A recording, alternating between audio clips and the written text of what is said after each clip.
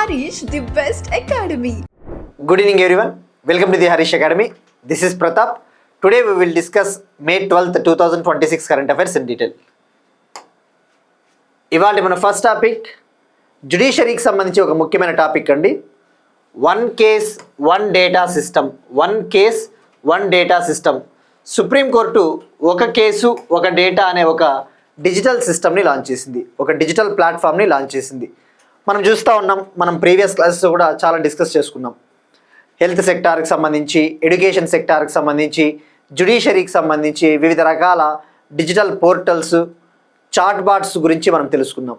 So ఎప్పుడైనా ఇటువంటి digital platforms న్యూస్లో ఉన్నప్పుడు మనం మెయిన్గా తెలుసుకోవాల్సింది వీటి యొక్క ముఖ్య ఉద్దేశం ఏంటి, మెయిన్ ఆబ్జెక్టివ్ ఏంటి, ఎవరు లాంచ్ చేశారు, అటువంటి బేసిక్ డీటెయిల్స్ తెలుసుకోవాలండి.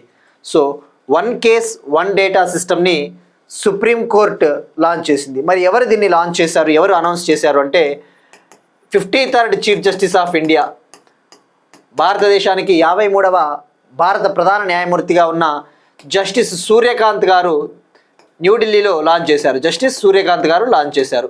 సో ఇక్కడ గుర్తుపెట్టుకోండి 53rd CJI. మరి దీని ముఖ్య ఉద్దేశం ఏంటి, దీని మెయిన్ ఆబ్జెక్టివ్ ఇండియాలో ఉన్న ఆల్ హైకోర్ట్స్, ఇండియాలో ఉన్న అన్ని హైకోర్టులు, డిస్టిక్ కోర్టులు, తాలూకా కోర్టుల్లో ఉన్న కేసులకు సంబంధించిన సమాచారాన్ని ప్రజలకు అత్యంత చేరువుగా తీసుకురావాలి, ప్రజలకు ఈజీగా అందించాలి అన్న ఉద్దేశంతో లాంచ్ చేశారు. ఇండియాలో ఉన్న ఆల్ హైకోర్ట్స్, డిస్టిక్ కోర్ట్స్, తాలూకా కోర్ట్స్లలో కేసులకు సంబంధించిన ఇన్ఫర్మేషన్ కావచ్చు, వివిధ రకాల జ్యుడిషియరీ సర్వీసెస్ని, న్యాయ సేవల్ని పీపుల్కి ఈజీగా అందించాలి, ఒకే ప్లాట్ఫామ్ పైన అందించాలి అని చెప్పేసి ఈ యొక్క డిజిటల్ సిస్టమ్ని లాంచ్ చేశారు. ఇటువంటి వాటి ఇంటిగ్రేటెడ్ సిస్టమ్స్ అంటారు. ఇంటిగ్రేటెడ్ అంటే ఏంటి, సమీకృత. ఆ సమీకృత అంటే కూడా అర్థం కాదు తెలుగులో అంత ఈజీగా. సమీకృత పోర్టల్ అంటుంటాడు ట్రాన్స్లేషన్ చేస్తే. సమీకృతం అంటే ఏంటి, అంతా ఒకే చోట మనకి అందుబాటులో ఉంటే అది ఇంటిగ్రేటెడ్, రైట్. మరి ఇక అలానే supreme court chief justice of India Suryakant గారు ఒక చాట్ బాట్ను కూడా లాంచ్ చేశారు. సుసహాయ్ అనే ఒక చాట్ బాట్, సుసహాయ్ అనే ఒక AI చాట్ బాట్, కృత్రిమ మేధస్సు ఆధారిత చాట్ బాట్ని లాంచ్ చేశారు. మరి ఈ చాట్ బాట్ ముఖ్య ఉద్దేశం ఏంటి, ఈ డిజిటల్ ప్లాట్ఫామ్కి సంబంధించిన, ఈ కేసులకు సంబంధించిన ఇన్ఫర్మేషన్ ఏదైతే ఉందో మనం ఆ ఇన్ఫర్మేషన్ని పొందాలి అంటే ఒక చాట్ బాట్ ఉండాలి కదా. ఫర్ ఎగ్జాంపుల్ చాట్ GPT ఉంది, జెమినీ AI ఉంది, మనం ఏదైనా అడిగినా కూడా ఇన్ఫర్మేషన్ మనకి ఇస్తుంది. సో ఈ చాట్ బాట్ అనేది ఈ సుప్రీంకోర్టు యొక్క మెయిన్ వెబ్సైట్తో ఇంటిగ్రేట్ అయి ఉంటుంది. సుప్రీంకోర్టు యొక్క ప్రధాన వెబ్సైట్తో ఇది ఇంటిగ్రేట్ అయి ఉంటుంది. అవసరమైన జ్యుడిషియరీ సర్వీసెస్కి సంబంధించిన ఇన్ఫర్మేషన్ అంతా కూడా మనకి అందిస్తుంది, రైట్. గుర్తుపెట్టుకోండి, సుసహాయ్ AI చాట్ బాట్. సో మరిక మనకి ఫ్యాక్ట్స్ ఓరియంటేషన్లో కొద్దిగా పాలిటీ పాయింట్ ఆఫ్ వ్యూలో సుప్రీంకోర్టు విషయానికి వస్తే మనము చాలాసార్లు డిస్కస్ చేసుకున్నామండి. సుప్రీంకోర్టు ఏర్పాటైంది 26th January 1950. గుర్తుపెట్టుకోండి, ఇది ఎస్టాబ్లిష్ అయిన ఇయర్, ఏర్పాటైన సంవత్సరం 1950 January 26. కానీ ఓపెన్ అయ్యింది అంటే ఇప్పుడు ఏర్పాటు చేసిన వెంటనే ప్రారంభించారు కదా, ఓపెన్ చేసింది, ప్రారంభించింది మాత్రం 28th January 1950. ఎందుకంటే ఆస్పిరెంట్స్ కొద్దిగా కన్ఫ్యూజ్ అవుతూ ఉన్నారు. రీసెంట్గా మనం డిస్కస్ చేసుకున్నాం, ఇటీవల యూనియన్ క్యాబినెట్ సుప్రీంకోర్టులో ఉన్న జడ్జిల సంఖ్యను, జడ్జెస్ నంబర్ని ప్రెజెంట్ 33 ఉంది కదా, 33 నుంచి 37కి పెంచాలి అని చెప్పేసి కూడా నిర్ణయం తీసుకున్నారు. సుప్రీంకోర్టు యొక్క జడ్జెస్ నంబర్ని ప్రెజెంట్ 33 ఉంది, ఆ 33 నుంచి 37కి పెంచాలి, ఇంక్రీజ్ చేయాలని చెప్పేసి నిర్ణయం తీసుకున్నారు. ఇక్కడ గుర్తుపెట్టుకోండి, భారత ప్రధాన న్యాయమూర్తి ఇందులో ఉండడు, excluding chief justice of India. అదే భారత ప్రధాన న్యాయమూర్తితో కలుపుకుంటే 38కి పెరుగుతుంది, అంతే కదా. 33 జడ్జెస్ ప్రస్తుతం ఉన్నారు, ఒక చీఫ్ జస్టిస్ ఆఫ్ ఇండియా కలుపుకుంటే 34. 4 జడ్జిల్ని కొత్తగా పెంచాలని చెప్పేసి నిర్ణయం తీసుకున్నారు. అంటే 37 plus 1 chief justice of India 38 అవుతారు. సో అది గుర్తుపెట్టుకోండి. సో మనం ఇటీవల డిస్కస్ చేసుకున్నాం సుప్రీంకోర్టుకి సంబంధించి ఇవన్నీ కూడా, రైట్. మరి ఆర్టికల్ ఏం చెప్తుంది, ఆర్టికల్ 124 ఏం చెప్తుంది, there shall be a supreme court of India. భారతదేశానికి ఒక సుప్రీం కోర్టు ఉండాలి అని చెప్పేసి చెప్పే ఆర్టికల్ 124. ఇవి పాలిటీ పాయింట్ ఆఫ్ వ్యూలో మీరు స్టాటిక్ పాయింట్స్ లాస్ట్లో యాడ్ చేసుకోండి, సరిపోతుంది. నెక్స్ట్ వన్ ఒక ఇంపార్టెంట్ మిషన్ అండి, ఒక ముఖ్యమైన ఒక ప్రోగ్రామ్, ఒక ముఖ్యమైన ప్రాజెక్ట్ అని చెప్పవచ్చు. Sehat mission. Sehat mission, government of India Sehat అనే ఒక మిషన్ని లాంచ్ చేసింది. సెహత్ అనే మిషన్. మరి ఈ సెహత్ మిషన్ని లాంచ్ చేసినది ఎవరు? ఇది ఒక సంయుక్త కార్యక్రమము. దీన్ని జాయింట్గా లాంచ్ చేశాయి 2 సంస్థలు, 2 ఇన్స్టిట్యూషన్స్, 2 ఆర్గనైజేషన్స్ జాయింట్గా లాంచ్ చేశాయి. అవి లాంచ్ చేసినవి Indian council of medical research ICMR సంస్థ, మరొకటి Indian council of agricultural research భారత వ్యవసాయ పరిశోధన మండలి, Indian council of medical research భారతీయ వైద్య పరిశోధన మండలి. So jointly launched by Indian council of medical research, Indian council of agriculture research.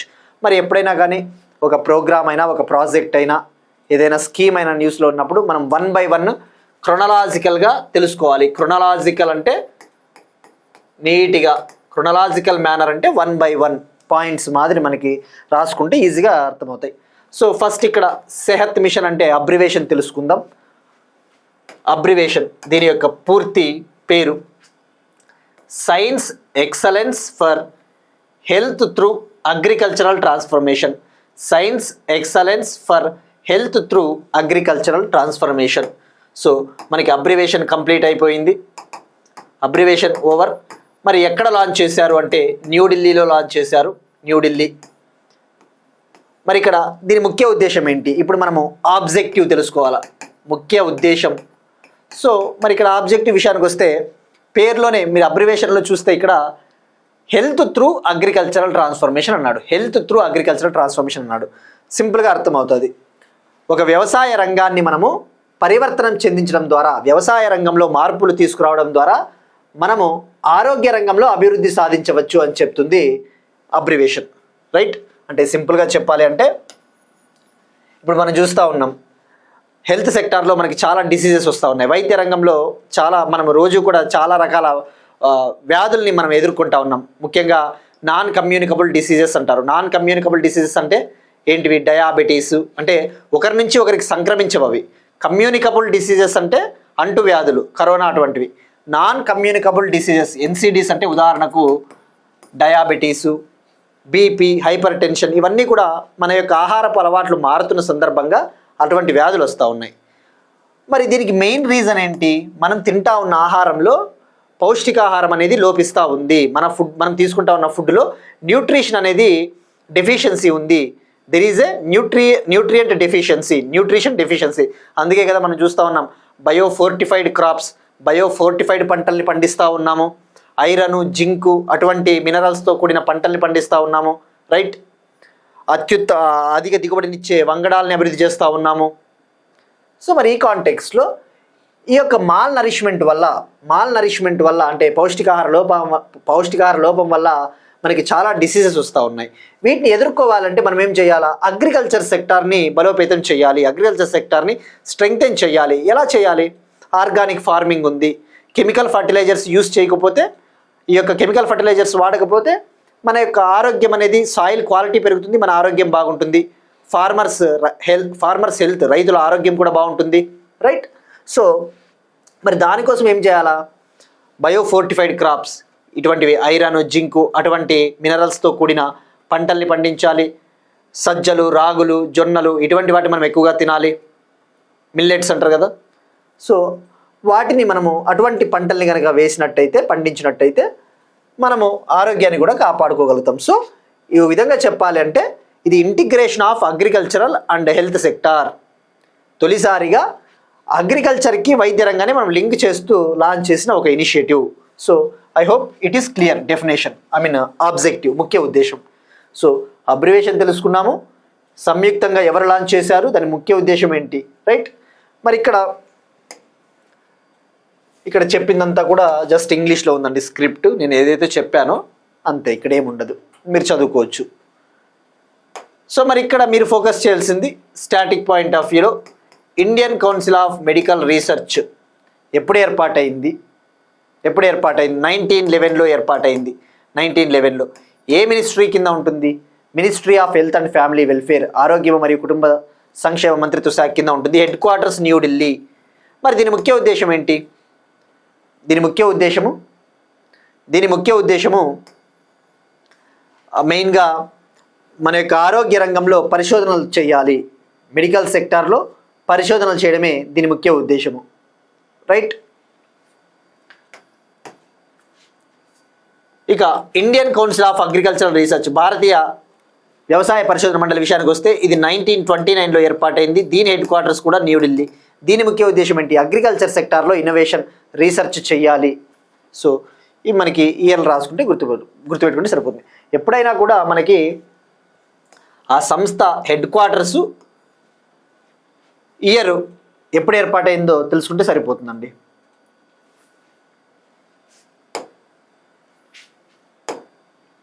Next one, Assam chief మినిస్టర్గా హిమంత బిశ్వ శర్మ ప్రమాణ స్వీకారం. అస్సాం స్టేట్కి చీఫ్ మినిస్టర్గా హిమంత బిశ్వ శర్మ గారు ఓత్ తీసుకున్నారు. ఇవాళ ఈయన చేత గవర్నర్ ప్రమాణ స్వీకారం చేయించారు. గువాహతిలో ప్రమాణ స్వీకారం చేయించారు. మనం ఇటీవల డిస్కస్ చేసుకున్నామండి. Assam general election results 2026 Assam general election రిజల్ట్స్లలో అసెంబ్లీ ఎన్నికల్లో NDA party, national democratic alliance party ఘన విజయం సాధించింది అని చెప్పేసి తెలుసుకున్నాం.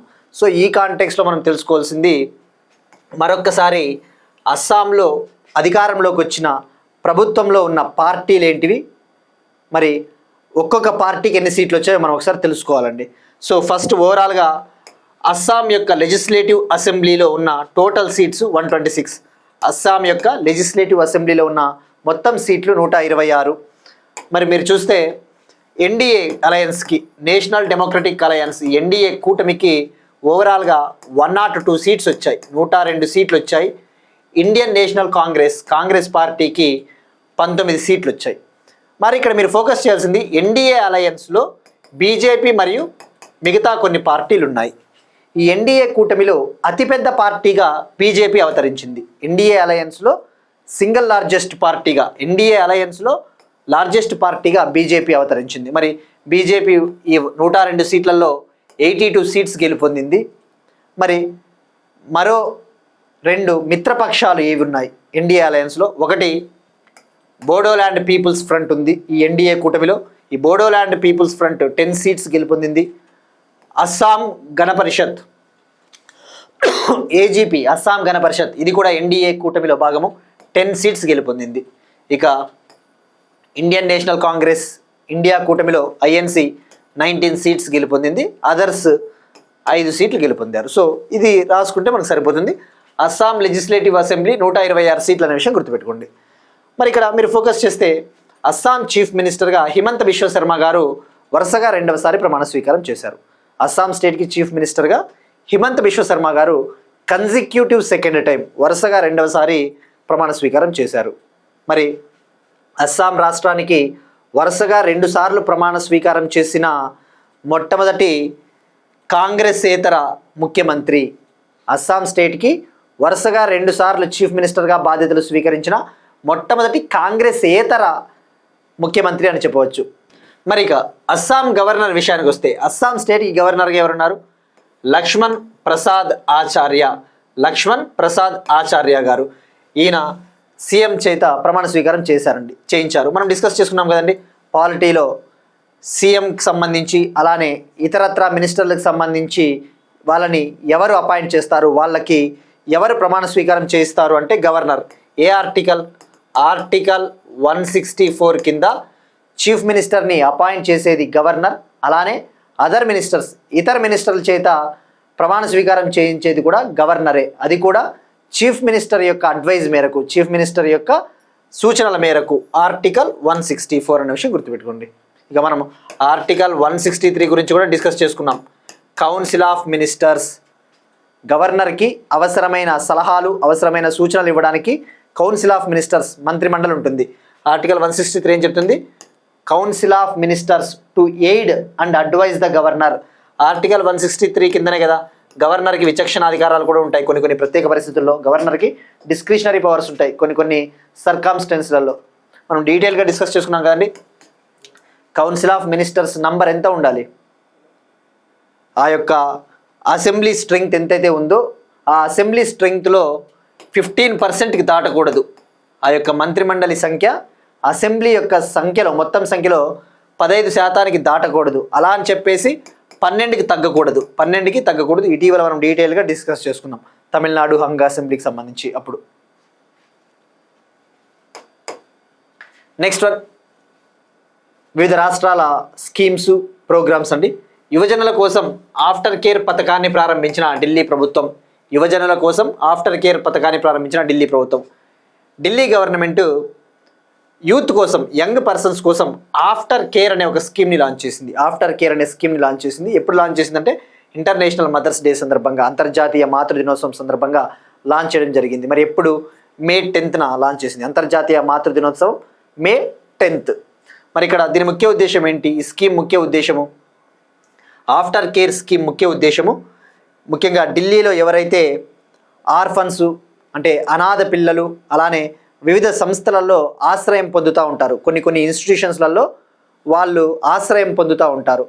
అటువంటి పిల్లలకి 18 years దాటిపోయిన తర్వాత, 18 ఏళ్ళు దాటిపోయిన తర్వాత వాళ్ళకి అవసరమైన సపోర్టు ఎడ్యుకేషనల్గా, విద్యాపరంగా, ఎంప్లాయ్మెంట్ పరంగా, ఉపాధి పరంగా, స్కిల్ ట్రైనింగు, నైపుణ్య శిక్షణ పరంగా అవసరమైన సపోర్ట్ ఇవ్వడానికి ఢిల్లీ గవర్నమెంట్ లాంచ్ చేసింది. ఢిల్లీ చీఫ్ మినిస్టర్ రేఖా గుప్తా గారు లాంచ్ చేశారు. మరి ఇక్కడ ఇంగ్లీష్లో చెప్పాలంటే దీని ముఖ్య ఉద్దేశము, ఎవరైతే యంగ్ పర్సన్స్ ముఖ్యంగా ఆర్ఫన్స్ ఉంటారు, వాళ్ళకి తల్లిదండ్రులు లేని వాళ్ళు, అటువంటి ఆర్ఫన్స్ వాళ్ళు ఆర్ఫనేజ్లలో వాళ్ళు అక్కడే బతుకుతూ ఉంటారు. అలానే కొంతమంది యంగ్ పర్సన్స్ కొన్ని రకాల ఇన్స్టిట్యూషన్స్లలో అవసరమైన సపోర్ట్ తీసుకుంటూ ఉంటారు. వాళ్ళకి 18 years కంప్లీట్ అయిపోయిన తర్వాత ఆ యూత్కి అవసరమైన సపోర్టు ఎడ్యుకేషనల్ పరంగా, ఎంప్లాయ్మెంట్ పరంగా, ట్రైనింగు సపోర్ట్ ఇవ్వడం కోసం దీన్ని లాంచ్ చేయడం జరిగింది. మరి ఇందులో భాగంగా ఏం బెనిఫిట్స్ ఉంటాయి అంటే హయ్యర్ ఎడ్యుకేషన్కి కావాల్సిన సపోర్ట్ ఇస్తారు, ఉన్నత విద్యా సపోర్టు, వొకేషనల్ స్కిల్ ట్రైనింగ్ ఇస్తారు, ఇంటర్న్షిప్, జాబ్ ఆపర్చునిటీస్, ఉపాధి అవకాశాలు, మంత్లీ స్టైపండ్, నెల స్టైపండ్, అలానే mentorship, mentoring, counselling, career guidance అటువంటివి ఇవ్వడం జరుగుతుంది. సో పేరు వచ్చేసి after care scheme for young persons, Delhi government. మరి ఈ స్కీమ్ని ఎప్పుడు అనౌన్స్ చేశారు అంటే వీళ్ళు 2026-27 బడ్జెట్లో అనౌన్స్ చేశారు. 2026-27 ఫినాన్షియల్ ఇయర్ కోసం ఈ పథకం కోసం 3.5 crore కేటాయించింది ఢిల్లీ ప్రభుత్వం. 3.5 కోట్లు కేటాయించింది. తద్వారా ప్రతి సంవత్సరం కూడా 150 నుంచి 200 వరకు, 150 నుంచి 200 మంది వరకు లబ్ధి చేకూరుతుంది. 150 to 200 beneficiaries every year. Next one, west Bengal ఒక స్కీమ్ లాంచ్ చేసిందండి, అన్నపూర్ణ బందర్ స్కీమ్. వెస్ట్ బెంగాల్ ఒక స్కీమ్ని లాంచ్ చేస్తున్నట్టు ప్రకటించింది, అన్నపూర్ణ బందర్ స్కీమ్. ఈ స్కీమ్ ముఖ్య ఉద్దేశము వెస్ట్ బెంగాల్లో ఉన్న అర్హులైన మహిళలందరికీ ప్రతి నెల 3,000 రూపాయల ఆర్థిక సహాయాన్ని అందించనుంది వెస్ట్ బెంగాల్ ప్రభుత్వం. వెస్ట్ బెంగాల్లో ఉన్న ఎలిజిబుల్ ఉమెన్ ఎవరైతే ఉంటారో, అర్హులైన ప్రతి మహిళకి, ఎలిజిబుల్ ఉమెన్కి every month 3,000 rupees financial assistance అంటే ఆర్థిక సహాయము ప్రొవైడ్ చేయనున్నట్టు, అందించనున్నట్టు వెస్ట్ బెంగాల్ ప్రభుత్వం ప్రకటించింది. మనం వీడియోలో డిస్కస్ చేసుకున్నాం. West Bengal general election results వచ్చాయి. వెస్ట్ బెంగాల్లో తొలిసారిగా for the first time BJP party గవర్నమెంట్ని ఫామ్ చేసింది. ఇండిపెండెన్స్ వచ్చిన తర్వాత తొలిసారిగా వెస్ట్ బెంగాల్లో బీజేపీ ప్రభుత్వాన్ని ఫామ్ చేసింది. వెస్ట్ బెంగాల్లో ఫస్ట్ బీజేపీ చీఫ్ మినిస్టర్గా సువేందు అధికారి బాధ్యతలు స్వీకరించారని చెప్పేసి కూడా తెలుసుకున్నాం. మరి ఇక్కడ మీరు ఫోకస్ చేయాల్సింది సింపుల్గా ఇవి మహిళలకు చేయూతనిచ్చే పథకాలు అని చెప్పవచ్చు. సో మెయిన్ ప్రొవిజన్ వచ్చేసి మంత్కి 3,000 రూపీస్, అది కూడా అర్హులైన మహిళలకి.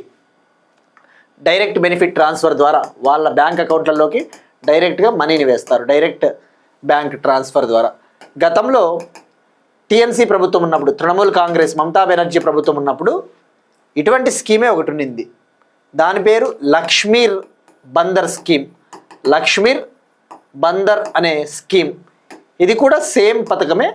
బట్ ఈ లక్ష్మీర్ బందర్ స్కీమ్ కింద జనరల్ కేటగిరీ మహిళలకి నెలకు 1,500 రూపీస్ ఇచ్చేవాళ్ళు. ఎస్సీ మరియు ఎస్టీ మహిళలకి 1,750 రూపీస్ ఇచ్చేవాళ్ళు. బట్ ఎనీవే ఆ గవర్నమెంట్ అది ఇప్పుడు లేదు కాబట్టి ఆ గవర్నమెంట్ మనకి ఆ స్కీమ్ గురించి అవసరం లేదు. జస్ట్ లక్ష్మీర్ బందర్ స్కీమ్కి ఒక రకమైన కొనసాగింపే అని చెప్పవచ్చు. బట్ ఏమంటే ఆర్థిక సహాయం పెంచారు, మంత్కి 3000 rupees. Next one, Tamil Nadu government ఒక స్పెషల్ టాస్క్ ఫోర్స్ని ఏర్పాటు చేసిందండి. సింగప్పెన్ ప్రత్యేక task force. Tamil Nadu government Singappenn special task ఫోర్స్ని ఏర్పాటు చేసింది. Singappenn special task force. Tamil Nadu government మహిళల సేఫ్టీ కోసం, మహిళల భద్రత కోసం సింగప్పెన్ అనే ఒక స్పెషల్ టాస్క్ ఫోర్స్ని ఏర్పాటు చేసింది. మరి ఇది ఎవరి నేతృత్వంలో పనిచేస్తుందంటే ఇది డైరెక్ట్గా chief minister, Tamil Nadu chief minister Vijay గారి పర్యవేక్షణలోనే ఇదంతా కూడా ఈ టాస్క్ ఫోర్స్ పనిచేస్తుంది. డైరెక్ట్గా అతని సూపర్విజన్లోనే ఉంటుంది. డైరెక్ట్ సూపర్విజన్ అంటే డైరెక్ట్గా అతను ఇక పర్యవేక్షిస్తూ ఉంటాడు. సో మరి ఇక్కడ ఇందులో భాగంగా ఈ సింగప్పెన్ స్పెషల్ టాస్క్ ఫోర్స్లో భాగంగా కొన్ని రకాల పోస్టులను ఏర్పాటు చేశారు. అంటే పోలీస్ బలగాలు, ఇప్పుడు మనకి ఏ విధంగా అయితే తెలంగాణలో షీ టీమ్స్, ఆంధ్రప్రదేశ్లో శక్తి యాప్, శక్తి టీమ్స్ ఎలాగైతే మహిళల భద్రత కోసం ఉన్నాయో, వీళ్ళు ఒక స్పెషల్ టాస్క్ ఫోర్స్. మరి ఈ స్పెషల్ టాస్క్ ఫోర్స్ ఏం చేస్తుందంటే తమిళనాడులో ఎక్కువగా క్రైమ్స్ జరిగే ప్రాంతాలను గుర్తించి అక్కడ పోలీసుల్ని డిప్లాయ్ చేస్తారు, పోలీసుల బలగాల్ని అక్కడ మోహరింపజేస్తారు. సో మరి దీనికి ఎవరు హెడ్గా ఉంటారు అంటే inspector general of police rank officer. Inspector general of police rank ఉన్న ఒక ఆఫీసరు ఈ స్పెషల్ టాస్క్ ఫోర్స్కి హెడ్గా ఉంటారు. మరి ఇక్కడ మీరు చూస్తే అడిషనల్ ఇన్ఫర్మేషన్, జస్ట్ ఈ యొక్క సింగప్పెన్ స్పెషల్ టాస్క్ ఫోర్స్లో 36 శాంక్షన్డ్ పోస్ట్స్ ఉంటాయి, 36 పోస్ట్స్ ఉంటాయి. వీటికి నాయకత్వం వహించేది హెడ్ వచ్చేసి ఇన్స్పెక్టర్ జనరల్ ఆఫ్ పోలీసు. ఇక రిమైనింగ్ 35 పోస్ట్స్, మిగతా 35 పోస్టులలో ఎవరెవరు ఉంటారు అంటే ఒక సూపరింటెండెంట్ ఆఫ్ పోలీస్, ఒక ఎస్పీ ఆఫీసరు, ఇద్దరు డిఎస్పీలు, 4 ఇన్స్పెక్టర్స్, 8 సబ్ ఇన్స్పెక్టర్స్, 20 పర్సన్స్ వచ్చేసి ఇతరత్రా పోలీస్ ర్యాంకుల నుంచి, 20 మంది ఇతరత్రా పోలీస్ ర్యాంకుల నుంచి ఉంటారు. సో సింపుల్ అండి.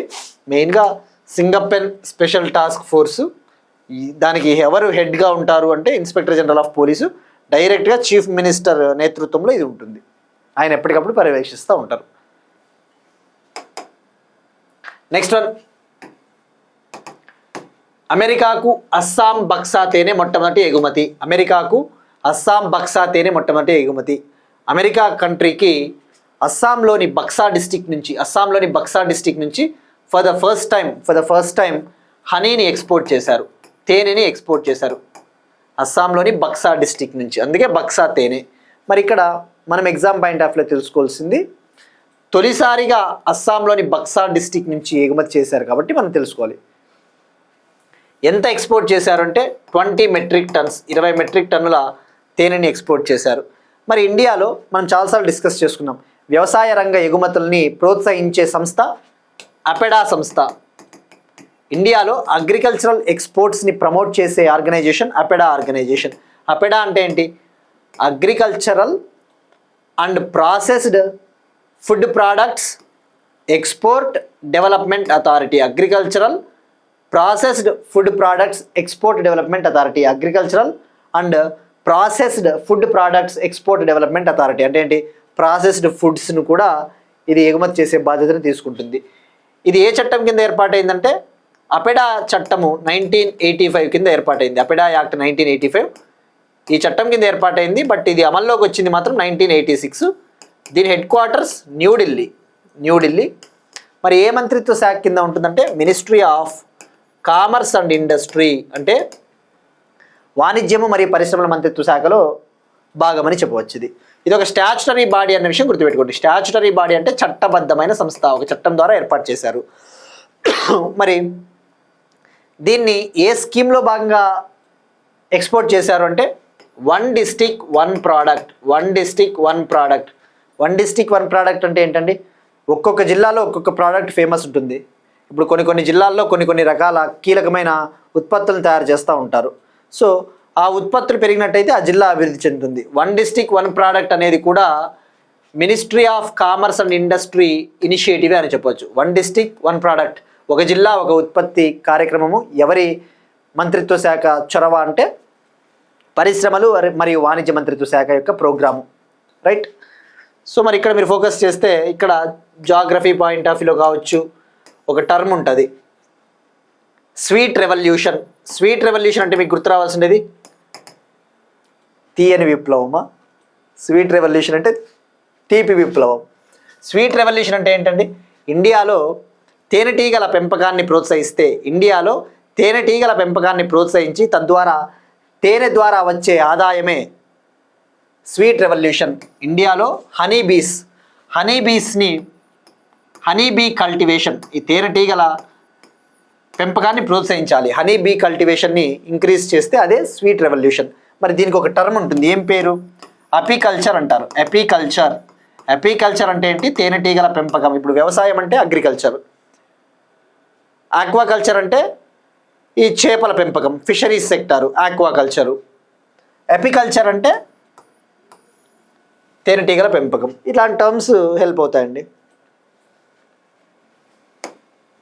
Next one, Telangana current affairs, ఒక ఇంపార్టెంట్ టాపిక్.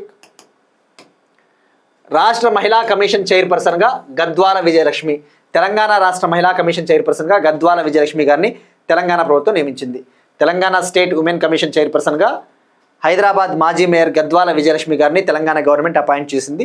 చైర్పర్సన్తో పాటు 6 మెంబర్స్ని అపాయింట్ చేసింది, 6 సభ్యుల్ని నియమించింది. మరి మనం ఎగ్జామ్ పాయింట్ ఆఫ్ వ్యూలో తెలుసుకోవాల్సింది ఆ 6 సభ్యులు ఎవరున్నారు?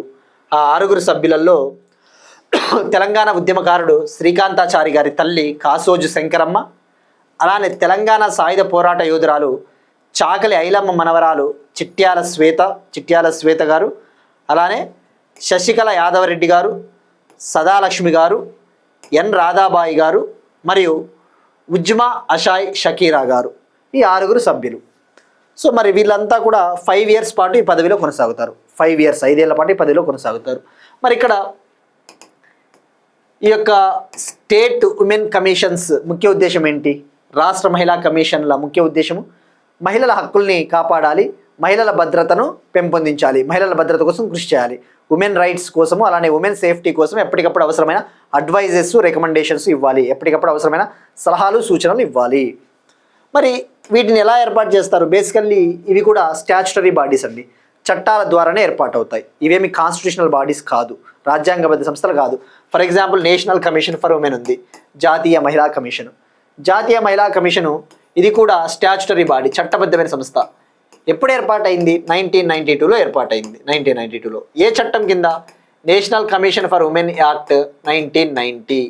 National commission for women act 1990 ద్వారా ఇది ఏర్పాటైంది, జాతీయ మహిళా కమిషన్. సో స్టేట్ ఉమెన్ కమిషన్స్ అన్నా కూడా ఇవి చట్టబద్ధమైన సంస్థలు. అట్ ద సేమ్ టైం ఇవి క్వాసీ జ్యుడిషియల్ బాడీస్ లాగా కూడా పనిచేస్తాయి ఒక్కొక్కసారి. క్వాసీ జ్యుడిషియల్ బాడీస్ అంటే కొన్ని రకాల న్యాయ అధికారాలు కూడా వీటికి ఉంటాయి. అంటే ఎవరైనా మహిళల భద్రతకు సంబంధించి చట్టాలను ఉల్లంఘిస్తే వాళ్ళకి శిక్ష వేయండి అని చెప్పేసి రికమెండ్ చేసే అధికారం, వాటినే క్వాసీ జ్యుడిషియల్ బాడీస్ అంటారు. మీరు పాలిటీలో చదువుతారండి, పాలిటీలో statutory bodies, regulatory bodies, quasi judicial bodies, చట్టబద్ధమైన సంస్థలు, నియంత్రణ సంస్థలు, క్వాసీ జ్యుడిషియల్ అథారిటీస్ అని చెప్పేసి constitutional authorities. So Telangana state women commission చైర్పర్సన్గా గద్వాల విజయలక్ష్మి, గుర్తుపెట్టుకోండి. 6 సభ్యులు, వీళ్ళు 5 years పాటు పదవిలో ఉంటారు. Next one, Baiga tribe. ఒక ట్రైబ్ న్యూస్లో ఉందండి, బైగా తెగ. మరి వార్తల్లో ఎందుకుంది అంటే ఛత్తీస్గఢ్లో బైగా తెగకు చెందిన 13 మంది చిన్నారులను వెట్టి చాకరీ నుంచి అధికారులు రక్షించారు. ఛత్తీస్గఢ్లోని బైగా తెగకు చెందిన 13 మంది చిన్నారులను వెట్టి చాకిరి నుంచి అధికారులు రక్షించారు. ఛత్తీస్గఢ్లో బైగా ట్రైబ్కి చెందిన 13 చిల్డ్రన్ని ఆఫీసర్స్ రెస్క్యూ చేశారు. రెస్క్యూ అంటే రక్షించారు. వేటి నుంచి రక్షించారు? దేని నుంచి అంటే బాండెడ్ లేబర్, వెట్టి చాకరీ నుంచి రక్షించారు. ఎక్కడ రక్షించారు అంటే కన్హా నేషనల్ పార్క్కి దగ్గరలో రక్షించారు. మరి ఇక్కడ ఎగ్జామ్ పాయింట్ ఆఫ్ వ్యూలో మనం ఫోకస్ చేయాల్సింది ఈ ట్రైబ్ న్యూస్లో ఉంది కాబట్టి, ఈ ట్రైబ్ ఎక్కడ ఉంటారు, వీళ్ళు ఎవరు అసలు? బైగా ట్రైబ్ అనేది పర్టికులర్లీ వల్నరబుల్ ట్రైబల్ గ్రూప్లో ఒక ట్రైబ్ అండి. మనం డిస్కస్ చేసుకున్నాం కదా, పర్టికులర్లీ వల్నరబుల్ ట్రైబల్ గ్రూప్స్ అంటే ఏంటి? ఇక ఎస్టీలలో బాగా వెనుకబడిన తెగలు, గిరిజనుల్లో ఈ యొక్క ఎస్టీలలో షెడ్యూల్డ్ ట్రైబులలో ఇంకా బ్యాక్వర్డ్ ట్రైబ్స్నే పర్టికులర్లీ వల్నరబుల్ ట్రైబల్ గ్రూప్స్ అంటారు. జనరల్గా పీవీటీజీలుగా ఎవరిని గుర్తిస్తారు అంటే ఏ ఎస్టీస్ యొక్క సంఖ్య బాగా తగ్గిపోతూ ఉందో, ఆ యొక్క పాపులేషన్ బాగా డిక్రీజ్ అవుతూ ఉందో, బాగా వెనుకబడి ఉంటారో ఆర్థికంగా కావచ్చు సామాజికంగా, అలాంటి వాళ్ళని పీవీటీజీలుగా గుర్తిస్తుంది గవర్నమెంట్ ఆఫ్ ఇండియా. మరి ఈ బైగా ట్రైబ్ అనేది ఈ పీవీటీజీస్లో ఒక గ్రూపు మనం డిస్కస్ చేసుకున్నాం కదా. మరి బైగా ట్రైబ్స్ ఎక్కువగా ఎక్కడ ఉంటారు అంటే మెయిన్గా మధ్యప్రదేశ్లో హయ్యెస్ట్గా ఉంటారు. మధ్యప్రదేశ్, ఛత్తీస్గఢ్, జార్ఖండ్, ఉత్తరప్రదేశ్. మధ్యప్రదేశ్, ఛత్తీస్గఢ్, జార్ఖండ్, ఉత్తరప్రదేశ్. సో ఇది రాసుకోండి, బైగా తెగ. రైట్. మరి మనము పర్టికులర్లీ వల్నరబుల్ ట్రైబల్ గ్రూప్స్ గురించి ఒక 2 పాయింట్లు మాట్లాడుకోవాలండి, సందర్భం వచ్చింది కాబట్టి. పర్టికులర్లీ వల్నరబుల్ ట్రైబల్ గ్రూప్స్ మనం చాలాసార్లు డిస్కస్ చేసుకున్నాం కదా. ఇండియాలో 75 రకాల పీవీటీజీ తెగలు ఉన్నాయి. ఇండియాలో 75 టైప్స్ ఆఫ్ పీవీటీజీ గ్రూప్స్ ఉన్నాయి. అత్యధికంగా పీవీటీజీ తెగలు ఒడిశాలో ఉన్నాయి. హయ్యెస్ట్గా పీవీటీజీ ట్రైబ్స్ తెగలు ఒడిశాలో ఉన్నాయి. మరి అత్యధికంగా పీవీటీజీల జనాభా ఏ రాష్ట్రంలో ఉంది అంటే మధ్యప్రదేశ్. హయ్యెస్ట్ పీవీటీజీ పాపులేషన్ ఏమో మధ్యప్రదేశ్, కానీ అత్యధికంగా పీవీటీజీ తెగలేమో ఒడిశా. మరి ఓవరాల్గా ఇండియాలో ఎన్ని రకాల తెగల్ని పీవీటీజీ తెగలుగా గుర్తించారంటే 75 పీవీటీజీ గ్రూప్స్ ఉన్నాయి ఇండియాలో. ఇవంతా కూడా మీరు ఇండియన్ సొసైటీలో చదువుతారండి. Indian society, Telangana society, Indian society కావచ్చు, ఏది చదివినా కూడా ఇవి చదివి తీరాల్సిందే. ఏపీ గ్రూప్ 2లో 30 మార్క్స్ ఉంది ప్రిలిమ్స్లో, సొసైటీ, ఇవే చదువుతారు. మరి పీవీటీజీలు 75 ఉన్నాయి ఇండియాలో. ఎన్ని రాష్ట్రాల్లో విస్తరించి ఉన్నారు వీళ్ళంటే 18 స్టేట్స్, అండమాన్ నికోబార్ యూనియన్ టెరిటరీలో ఉంటారు. 18 రాష్ట్రాలు, అండమాన్ నికోబార్ కేంద్రపాలిత ప్రాంతంలో ఈ 75 తెగలు ఉన్నాయి. మరి పీవీటీజీలని ఫస్ట్ గుర్తించినది ఏ కమిషన్ మనం డిస్కస్ చేసుకున్నాం, దేబార్ కమిషన్.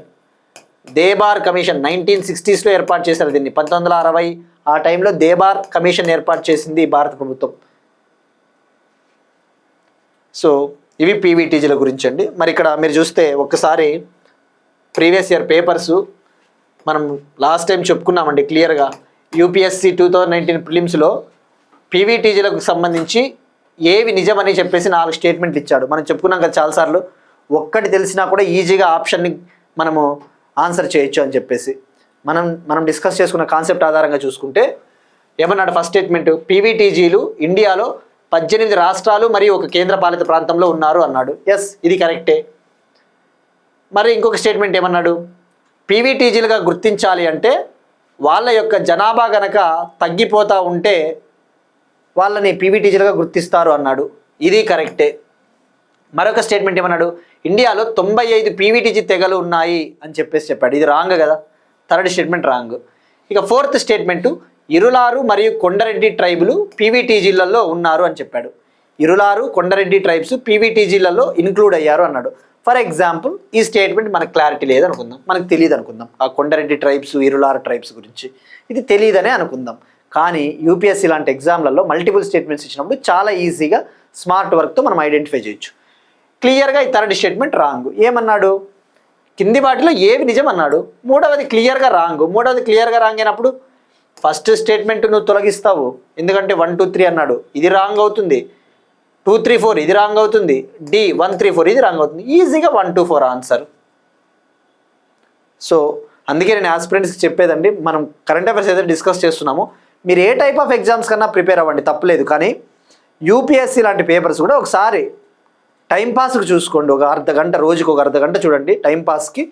ఆ ట్రెండ్స్ ఎలా ఉన్నాయి అనేసి మీకు అర్థమవుతుంది. రేపు పొద్దున ఇట్లాంటివి అడుగుతాడు, ఏపీ గ్రూప్ 2లో తీసుకున్నా, ఎక్కడ తీసుకున్నా కూడా.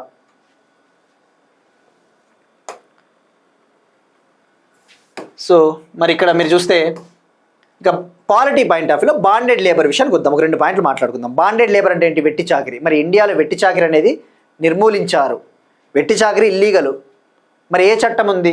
Bonded labour system abolition act 1976. Bonded labour system abolition act 1976 ప్రకారము ఈ యొక్క వెట్టి చాకిరీ ఇల్లీగలు, నిర్మూలించబడినది. అబాలిషన్ అంటే ఇంగ్లీష్లో అబాలిషన్, తెలుగులో చెప్పాలంటే నిర్మూలన. మరి ఆర్టికల్స్ ఏమైనా ఉన్నాయా అండి పాలిటీలో ఈ యొక్క బాండెడ్ లేబర్, వెట్టి చాకిరీ నిర్మూలనకు సంబంధించి, హ్యూమన్ ట్రాఫికింగ్, మానవుల అక్రమ రవాణాకు సంబంధించి ఏమైనా ఆర్టికల్స్ ఉన్నాయా అంటే మనకి ఫండమెంటల్ రైట్స్లో ఉన్నాయి కదా. ఆర్టికల్ 23-24. ఆర్టికల్ 23 ఏం చెప్తుంది? ఆర్టికల్ 23 ఏం చెప్తుంది? మానవుల అక్రమ రవాణాను, ఫోర్స్డ్ లేబర్, బలవంతపు చాకిరీని కంట్రోల్ చేయాలి. బలవంతపు చాకిరీ నిషేధము. మానవుల అక్రమ రవాణా, ఫోర్స్డ్ లేబర్ నిషేధము. Prohibition of traffic in human beings and forced labour. Article 23. ఇక ఆర్టికల్ 24 అంటే ఏంటి? ఫ్యాక్టరీలు కావచ్చు, అలానే మైన్స్ కావచ్చు, అలానే హానికరమైన పరిస్థితులున్న ఫ్యాక్టరీలలో 14 ఏళ్లలోపు వయసున్న చిన్నారులను పనిలోకి పెట్టుకోకూడదు. హానికరమైన పరిస్థితులున్న ఫ్యాక్టరీలు కావచ్చు, మైన్స్ కావచ్చు, అటువంటి ఫ్యాక్టరీలలో 14 ఏళ్లలోపు ఉన్న చిన్నారులను పనిలో పెట్టుకోకూడదు. అది article 24. Prohibition of employment of children in factories. ఇట్లా మనకి ఒకసారి గుర్తు చేసుకోండి పాలిటీ. ఈవెన్ ఆర్టికల్ 21 కూడా ఏం చెప్తుందండి? ఆర్టికల్ 21 ప్రొటెక్షన్ ఆఫ్ లైఫ్, జీవించే హక్కు, right to life with dignity, గౌరవప్రదంగా జీవించే హక్కు, ఇది కూడా బాండెడ్ లేబర్ని నిషేధిస్తుంది దీని ప్రకారం. అట్లా మనకి పాలిటీలో ఒకసారి గుర్తు చేసుకుంటే సరిపోతుందండి.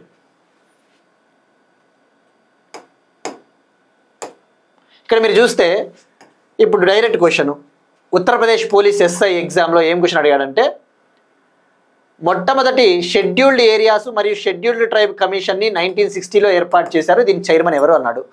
1960లో మొట్టమొదటి షెడ్యూల్డ్ ఏరియాస్ మరియు షెడ్యూల్డ్ ట్రైబ్ కమిషన్ ఏర్పాటు చేశారు. ఎవరి చైర్మన్గా ఉన్నారు అంటే దేబార్. ఈ దేబార్ కమిటీని first scheduled areas and scheduled tribe కమిషన్గా కూడా పిలుస్తారు. ఎందుకంటే పీవీటీజీలు ఎవరు? ఎస్టీల్లో భాగమే వాళ్ళు. ఇప్పటి వరకు సెన్సస్లో ఏ సెన్సస్లోనూ పీవీటీజీలని ప్రత్యేకంగా లెక్కించలేదన్న విషయం గుర్తుపెట్టుకోండి. ఇప్పటి వరకు ఏ సెన్సస్లోనూ పీవీటీజీ పీపుల్ని స్పెషల్గా ప్రత్యేకంగా లెక్కించలేదు. మనం డిస్కస్ చేసుకున్నాం. Next one, Madhya Pradesh Bargi dam cruise boat దుర్ఘటనపై విచారణకు ఏకసభ్య కమిషన్ ఏర్పాటు చేసిన మధ్యప్రదేశ్ ప్రభుత్వం. బర్గీ డ్యామ్ క్రూయిజ్ బోట్ దుర్ఘటనపై విచారణకు ఏకసభ్య కమిషన్ ఏర్పాటు చేసిన మధ్యప్రదేశ్ గవర్నమెంట్. ఇటీవల బర్గీ డ్యామ్, నర్మదా రివర్ పైన ఉన్న బర్గీ డ్యామ్ అక్కడ ఒక బోట్ అనేది మునిగిపోయింది కదండి దురదృష్టవశాత్తు జబల్పూర్లో.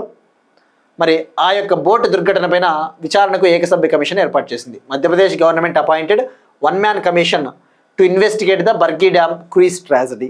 మరి దీనికి చైర్మన్ ఎవరుంటారు? హెడ్ వచ్చేసి retired high court judge Sanjay Dwivedi గారు.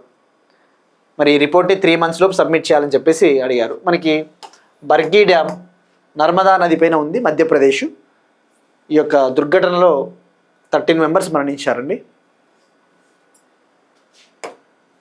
నెక్స్ట్ వన్, స్పోర్ట్స్కి సంబంధించి ఆర్చరీ ప్రపంచ కప్లో దీపిక బృందానికి స్వర్ణం. ఆర్చరీ వరల్డ్ కప్ స్టేజ్ 2లో దీపిక బృందానికి స్వర్ణం లభించింది. ఇండియన్ ఉమెన్స్ ఆర్చరీ టీంకి గోల్డ్ మెడల్ లభించింది. మనం ఇక్కడ 1 by 1 తెలుసుకుందామండి. ఫస్ట్, ఈ ఆర్చరీ వరల్డ్ కప్ స్టేజ్ 2 చైనాలోని షాంఘైలో జరిగింది. మరి టీమ్ ఈవెంట్లో మహిళల ఆర్చరీ బృంద విభాగంలో ఇండియాకి గోల్డ్ మెడల్ లభించింది. మరి ఆ ప్లేయర్లు ఎవరు? ఆ టీంకి లీడర్ వచ్చేసి దీపికా కుమారి, మరొకరు అంకితా బకత్, మరొకరు కుంకుమ్ మొహద్. వీళ్ళు రికర్వ్ ఉమెన్స్ టీమ్ కేటగిరీలో రికర్వ్ మహిళా టీమ్ ఆర్చరీ విభాగంలో గోల్డ్ మెడల్ సాధించారు. ఫైనల్లో చైనాని 5-4 తేడాతో ఓడించారు. 5-4 తేడాతో. మరి ఇక 2021 తర్వాత ఇండియన్ ఉమెన్స్ ఆర్చరీ టీంకి ఇదే ఫస్ట్ గోల్డ్ మెడల్. 2021 తర్వాత భారత మహిళల ఆర్చరీ టీంకి ఇదే మొదటి గోల్డ్ మెడల్. మరి ఇక్కడ మీరు ఫోకస్ చేయాల్సింది ఈవెంట్ ఎక్కడ జరిగింది? షాంఘై. ఇందులో ఉమెన్ ఆర్చర్స్ పాల్గొన్నారు, మెన్ ఆర్చర్స్ కూడా పాల్గొన్నారు. మహిళా ఆర్చర్లు పాల్గొన్నారు, పురుషుల ఆర్చర్లు కూడా పాల్గొన్నారు. ఆర్చరీ అంటే ఏంటండి? ధనుర్విద్య, బాణము, ధనుస్సు. మరి ఇందులో గుర్తుపెట్టుకోండి, ఉమెన్ ఆర్చర్స్ పాల్గొన్నారు, మెన్ ఆర్చర్స్ పాల్గొన్నారు. ఇక ఈ టోర్నమెంట్ ఇండియా 2 medalsతో తన క్యాంపెయిన్ని ముగించింది. ఇందులో ఓవరాల్గా ఇండియా 2 medals సాధించింది. అందులో ఒకటి గోల్డ్, ఒకటి బ్రాంజ్. గోల్డ్ మెడల్ వచ్చేసి రికర్వ్ ఉమెన్స్ టీమ్ విభాగంలో. ఇక బ్రాంజ్ మెడల్ కాంస్య పథకం వచ్చేసి పురుషుల వ్యక్తిగత విభాగంలో సాహిల్ జాదవ్ కాంస్య పథకాన్ని గెలుపొందాడు. మెన్స్ ఇండివిజువల్ కాంపౌండ్ కేటగిరీలో Sahil Jadhav bronze medal గెలుపొందాడు.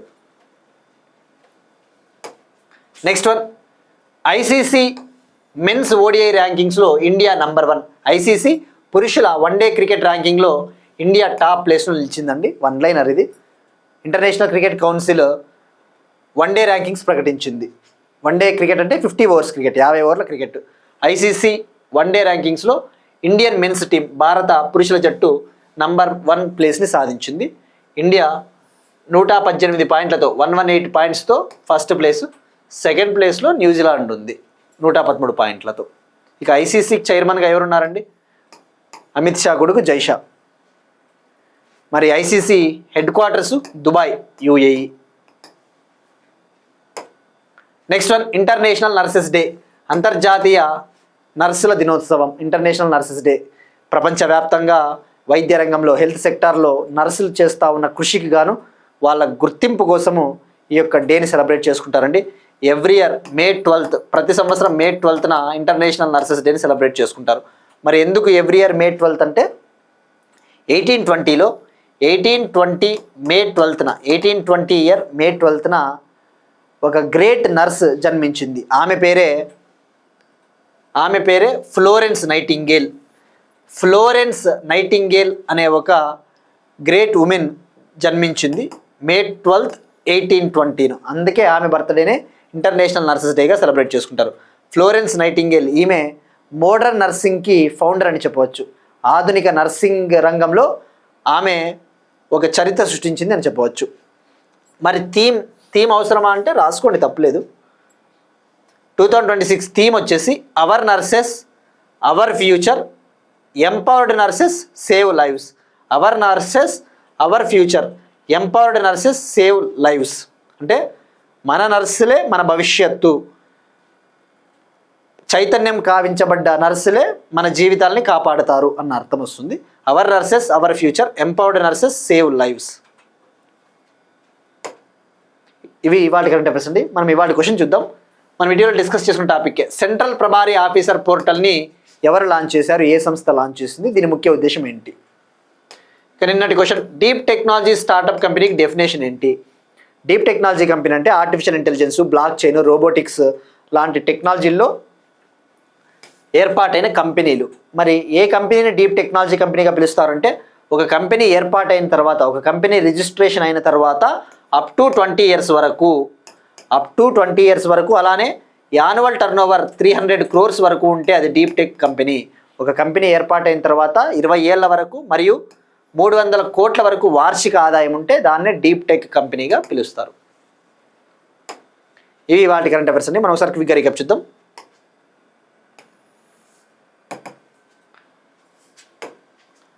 One case one data system launch చేసిన సుప్రీంకోర్టు, సుసహాయ్ AI చాట్బాట్ను లాంచ్ చేసిన సుప్రీంకోర్టు. ఇక్కడ ఇంకొక పాయింట్ యాడ్ చేసుకోండి.